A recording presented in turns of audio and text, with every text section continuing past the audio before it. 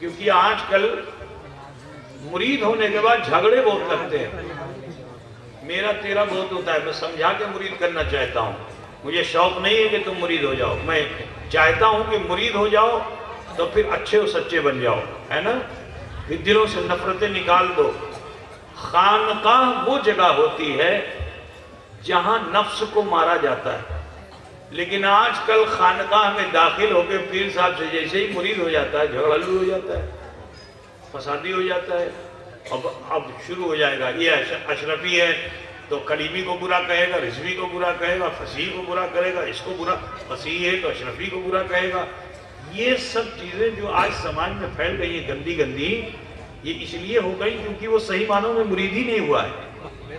اگر وہ مرید ہو گیا ہوتا تو اپنے نفس کو مارتا۔ اور میں تمہیں بتانا چاہتا ہوں، پیر کی نظروں میں اس لیے نہیں آؤ گے کہ تم کسی دوسرے پیر کی توہین کرو، پیر بھی راگ ہو جائیں گے۔ جو اچھے سچے پیر ہوتے ہیں وہ آپس میں بھالوباسا رکھتے ہیں، ان کے دل میں کسی کے لیے نفرت نہیں ہوتی ہے، ٹھیک ہے نا۔ تم کسی بھی پیر یا پیر خانے کی یا سلسلے کی برائی اگر کرو گے تو تمہارا پیر تم سے خوش نہیں ہوگا، اور اگر خوش ہوتا ہے تو پھر وہ پیر نہیں ہے۔ پتہ تھا بجھتے چندہ؟ اگر تم نے کسی کی برائی کی سلسلے کی اور تمہارا پیر اگر خوش ہو جائے تو بس جان لینا کہ وہ پیر نہیں، وہ پیر ہے۔ پتہ تھا بجھتے چندہ؟ اگر خوش ہو جائے تو سمجھ لو کہ پیر نہیں ہے، پیر ہے۔ لیکن سنو، پیر کو خوش کرنے کا بہترین طریقہ میں بتا دیتا ہوں، وہ یہ ہے کہ مثلاً میں تمہارے علاقے میں آیا اور کسی پیر کا مرید میرے آگے پیچھے میری سیوا کرے، ہے نا، کبھی پانی پلائے تو کبھی کھانا کھلائے تو کبھی میری چادر صحیح کرے، کبھی میرا جوتا اٹھا کے لا کے رکھ دے، بھالوباسا کے ساتھ میری خدمت کرے، وہ بولو وہ میری نظروں میں آئے گا کہ نہیں آئے گا؟ ہر سمے جب وہ سیوا کرے گا، میرا مرید بھی نہیں ہے لیکن وہ میری سیوا کرے گا تو میری نظروں میں آئے گا کہ نہیں آئے گا؟ اب اگر میری ملاقات اس کے پیر سے جب ہوگی تو خیر خیریت کے بعد سب سے پہلے میں کیا کہوں گا کہ میں کھکر بندہ گیا تھا اور میاں آپ کا ایک مرید ملا تھا، اس نے بڑی سیوا کی، میرا دل جیت لیا۔ اگر میں تمہارے پیر سے ایسا کہوں گا، تم 12 سال سے مرید ہو، 20 سال سے مرید ہو، پیر صاحب نے کبھی تمہیں ترچھی نظر سے بھی نہیں دیکھا، نظروں میں کبھی نہیں آئے پیر صاحب کے، بڑے بڑے نظرانے دیے، اچھا بستر لگائے، پیر صاحب نے دھیان نہیں دیا، سمجھ گئے نا؟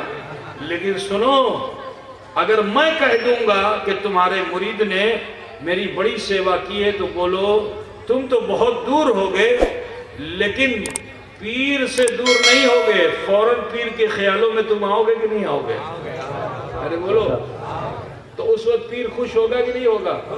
ہوگا نا کہ ارے میرے مرید نے میرے دوست کی، میرے ساتھی کی اتنی سیوا کیا، خدمت کیا، تو نظروں میں آئے گا کہ نہیں آئے گا؟ قریب نہیں بھی ہو، دور ہو، تم بہت دور ہو، مگر پیر کی نظروں میں آ جاؤ گے۔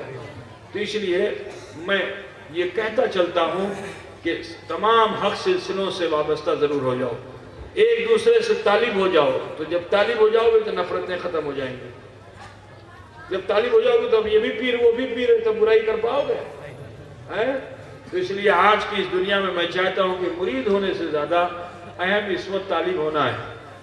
تو ہر سلسلے کے لوگ، سلسلہ حقہ کے لوگ سے میں کہنا چاہوں گا کہ آپس میں ایک دوسرے سے اس طرح تعلقات بنا لو، رشتے جوڑ لو، تاکہ تم یہ نہ کہہ سکو کہ یہی میرا پیر ہے، سب میرے پیر ہیں۔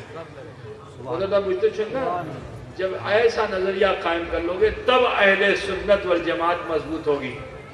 آج جو اہل سنت والجماعت کمزور ہے اس کی ایک وجہ یہی ہے۔ اہل سنت والجماعت کب بنے گی؟ کسی پیر صاحب کے قبیلے سے بنے گی؟ میں اکیلا چاہوں تو اہل سنت والجماعت لے کے چل سکتا ہوں؟ نہیں، اہل سنت والجماعت اس وقت ہے کہ جب سواد اعظم اہل سنت والجماعت یہی ہے کہ اس میں اشرفی بھی ہو، اس میں چشتی بھی ہو، اس میں نقشبندی بھی ہو، اس میں سہروردی بھی ہو، اس میں کلیمی بھی ہو، اس میں رضوی بھی ہو، اس میں برکاتی بھی ہو، اس میں حشمتی بھی ہو، اس میں جتنے حبیبی بھی ہو، تمام سلاسل حقہ کے لوگ جب ایک جگہ پہ جمع ہو جاتے ہیں تو اس کو کہتے ہیں اہل سنت والجماعت۔ سبحان اللہ. اب بولو اہل سنت والجماعت سے الگ ہو گئے؟ اشرفی بن کے اہل سنت والجماعت سے الگ ہو گئے؟ کلیمی بن کے اہل سنت والجماعت سے الگ ہو گئے؟ نہیں ہو گئے. تو آج ضرورت اس چیز کی ہے کہ ہم سب مل کر محبتوں کے ساتھ رہنا پسند کر لیں تاکہ اہل سنت والجماعت کو ترقی ہو، کامیابی ہو. آج اہل سنت والجماعت بہت کمزور ہو رہا ہے. ہم ہی میں سے ٹوٹ کر کوئی دیوبندی ہو جاتا ہے، کوئی وہابی ہو جاتا ہے، کوئی بدعقیدہ ہو جا رہا ہے. وجہ کیا ہے؟ کہ ہمارے اس جھگڑے سے کوئی بیزار ہو کر وہاں چلا جاتا ہے. میرے پیارے، جھگڑے بند کرو، آپس میں بھالوباسا کے ساتھ، محبتوں کے ساتھ جینا سیکھ لو، اور انشاءاللہ اگر اس صدق دلی کے ساتھ زندگی جینا پسند کر لو گے تو دنیا بھی آپ کی عزت والی ہوگی اور آخرت بھی آپ کی عزت والی ہوگی انشاءاللہ.